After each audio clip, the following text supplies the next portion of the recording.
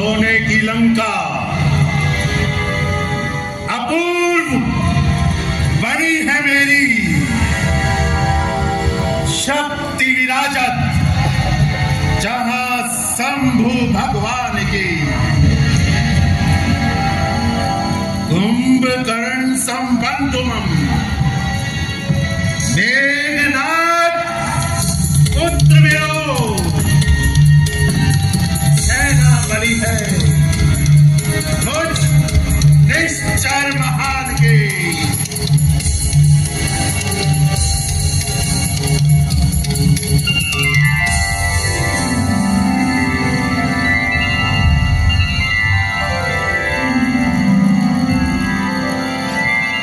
सुंदरता का ऐसा वक्र, आग में तपाया हुआ सुंदर रूप, अप्सरा रमणीयता से भरपूर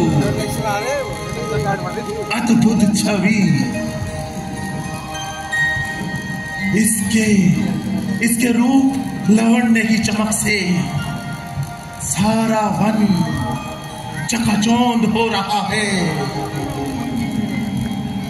इसके किरणों के आगे सूर्य की किरणें भी फीकी पड़ रही है। सौंदर्य रूपा वल्कल वस्त्रों में और भी सुंदर, अति सुंदर कि ब्रह्मांड की समस्त सुंदरियों का सौंदर्य भी निरस्त हो जाए, बेरस हो जाए। रति स्वरूपा सौंदर्य, अगर ये मुझे मिल जाए तो मैं अपना सब कुछ इस पर न्यौछावर कर दूं। सर्द ऋतु में कमल की भांति विभोर कर देने वाला शरीर अपने काम बाणों से मुझे आहत कर रहा है। जहां चल जाए तीखे वार इन नैनों के तीरों के, नहीं कुछ काम दे सकते महाहत्यार वीरों के। नजर कैसे ना हो, नजर कैसे ना हो संसार की इस देवबाला पर।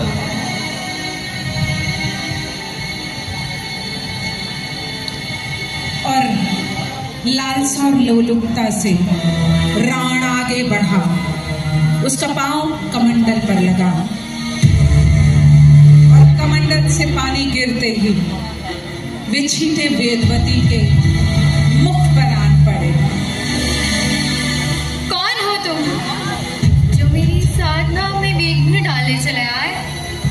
जहाँ खड़े हो वहीं खड़े रहो। मैं महर्षि पुलिस का पौत्र, विशर्वा पुत्र, लंका नरेश रावण हूं।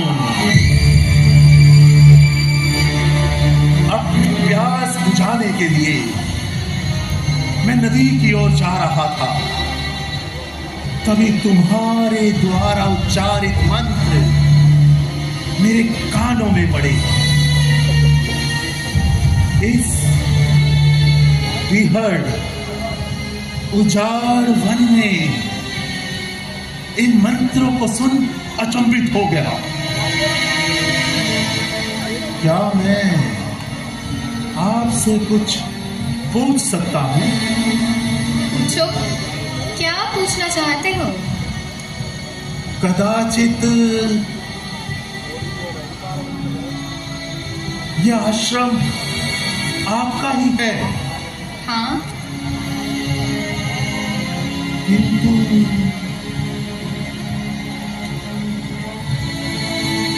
आप तो एकाकी हैं, बाकी सब कहाँ हैं?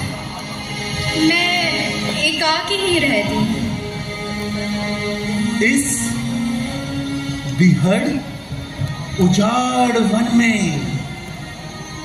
तपस्वी वस्त्र पहने विचरण करने का क्या काम? मेरे पिता बृहस्पति के पुत्र ऋषि कुशध्वज और माता मालवती इसी वन में रहते थे। मेरा जन्म भी यहीं हुआ है। मैं आपका तात्पर्य नहीं समझा दे। देव गंधर्व आदि पिता से मेरा हाथ मांगने आए, किंतु उन्हें मेरे योग्य कोई वर नहीं लगा, तो उन्होंने संकल्प लिया कि मेरे योग्य विष्णु ही है, वह मुझे विष्णु से ही ब्याहेगी। इस बात से कुपित हो मेरे पिता का वध कर दिया गया और माता भी उन्हीं के साथ चल बसी। जो पिता चाहते थे कि मैं भगवान को अपने पति रूप में पाऊं, इसलिए मैं यह तप कर रही हूँ। सौंदर्य रूपा, अब तुम्हें अपने शरीर को तपस्या रूपी आग में झुलसाने की आवश्यकता नहीं। ये वन तो तुम्हारी सुंदरता नष्ट कर देगा। इस वन के भयंकर पशु तुम्हारी सुंदरता खराब कर सकते हैं। तुम चलकर मेरे पुष्पक विमान में बैठो, मैं तुम्हें किसी सुंदर स्थान पर लिए चलता हूं। तुम मेरी चिंता मत करो, मैं इसी वन में जन्मी हूँ, मुझे यहाँ कुछ नहीं होगा। अब आप प्रस्थान करें लंका नरेश। रति स्वरूपा सौंदर्य, मैंने कहा ना, अब तुम्हें अपनी कंचन काया को तपस्या में झुलसाने की कोई आवश्यकता नहीं। क्या रावण तुम्हारा हाथ मांगने की धृष्टता कर सकता है?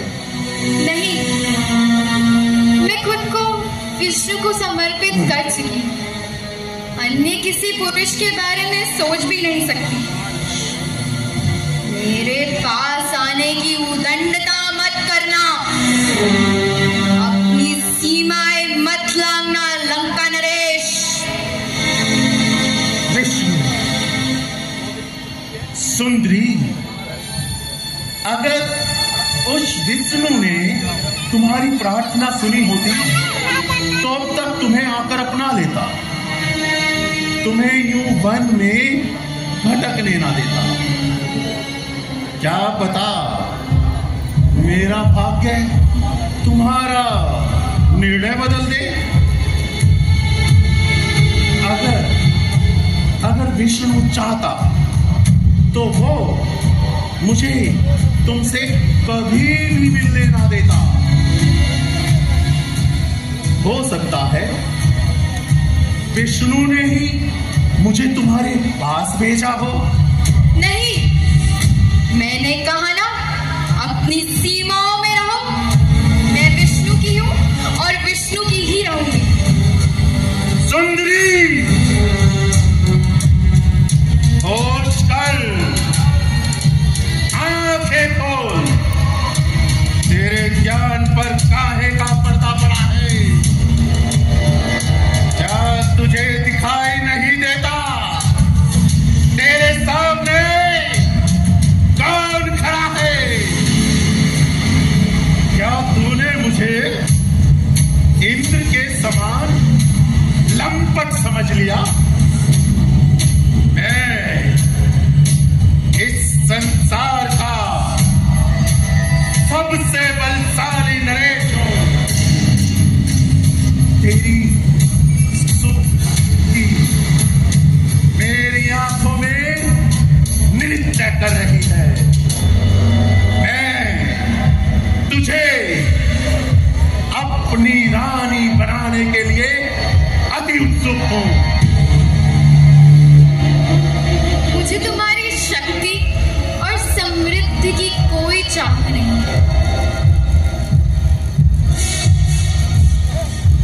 मेरे पास आने की उद्दंडता मत करना। मैं तुम्हें अस्वीकार करती हूँ। सुंदरी, तेरी कोमल जुबान से शब्द जो कड़वे निकलते हैं, ये तीखे बाण हैं जो प्रेम की गर्दन पे चलते हैं। आज तक संसार की किसी भी स्त्री ने रावण को अस्वीकार नहीं किया।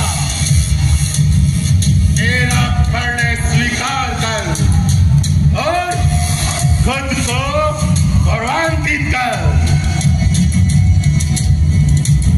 मंदोदरी से विवाह, ब्रह्मा से वरदान और इस प्रकार का तुच्छ विचार उत्तम कुल के सहयोग को अपने अहंकार भरे कर्मों से कलंकित मत करो दशानन। तीनों लोगों के स्वामी,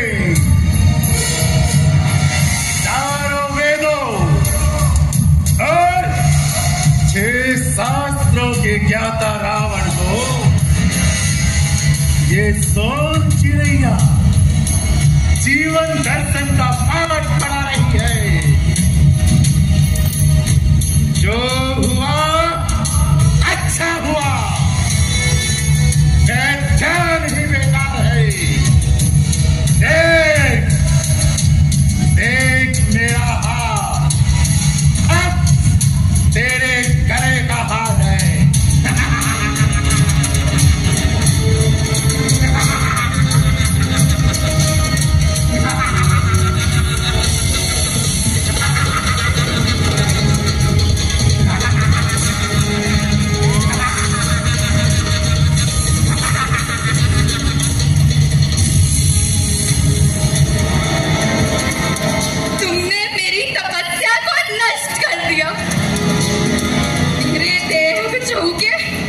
उसको कलंकित कर दिया।